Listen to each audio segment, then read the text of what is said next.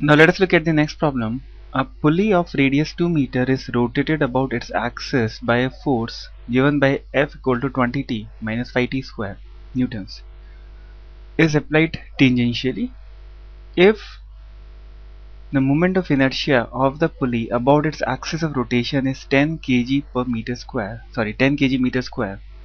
The number of rotations made by the pulley before its direction of motion is reversed. Now let us try to understand.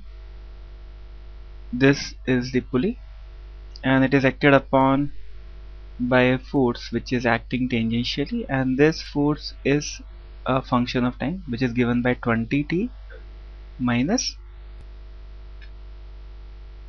5t square. Now because of application of this force, it will exert some torque, and that torque will be given by F into R, where R is this distance. Okay, and we also know that torque is given by moment of inertia into angular acceleration, which in turn in this case is equal to F into R. So alpha will be given by F R upon I. Now in this problem, I is given as 10 kg meter square. So if you substitute the values, radius is 2, F is 20t minus 5t square, and I is 10. So this angular acceleration will come to be equal to 4t minus t square. Okay. Now angular acceleration is a function of time, and this alpha can be written as d omega by dt. Okay. Therefore we can write d omega as equal to 4t minus t square dt, and now we can integrate it with limits t equal to 0. At that time omega will also be 0. Okay, and let us say after time t its angular velocity is omega.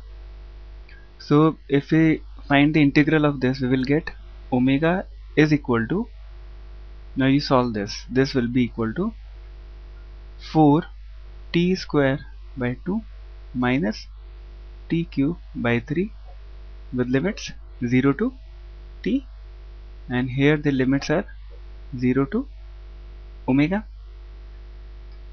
That means omega is equal to 4 t square by 2 minus t cube by 3, which in turn can be written as 2t square minus t cube by 3. Okay, now this is a function relating time with angular velocity omega. Now the question asked here is at what time the direction of motion would reverse, and after that time how many rotations have been taken right from start. Okay, so when the direction reverses, it basically means that initially omega is increasing and at some point of time it becomes 0.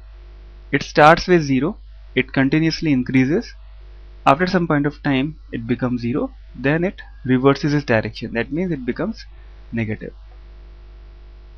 So omega is 0 at t equal to 0. You put the values of t equal to 0, you will get omega equal to 0, and the other value of time t is how much? T equal to 6 seconds. At 6 seconds also omega will be 0. That means at time t equal to 6 seconds, this has become, the angular velocity has become 0, and after that it will reverse its direction of motion. Now again omega is written as d theta by dt, and d theta, if we integrate, we will get it as omega dt. Okay, initially there is no angular displacement and omega is also 0. Okay, and let us say after time t angular displacement is theta. So we put the values of omega, which is 2t square minus t cube by 3 dt, and the limits are 0 to 6 because at 6 seconds omega becomes 0. So at that time you will get the angular displacement theta, and that answer would come in radians. Now if you solve this, we will get 2 cube by 3 minus t to the power 4 by 12.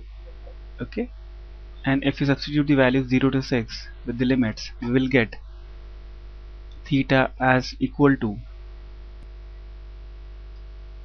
so if you substitute the values of 6 and 0 here, we will finally get theta as 36 radians, and in terms of number of rotations, that will be equal to theta divided by 2 pi. 36 divided by 6.28 will be slightly less than 6. That means option A is correct, more than 3 but less than 6.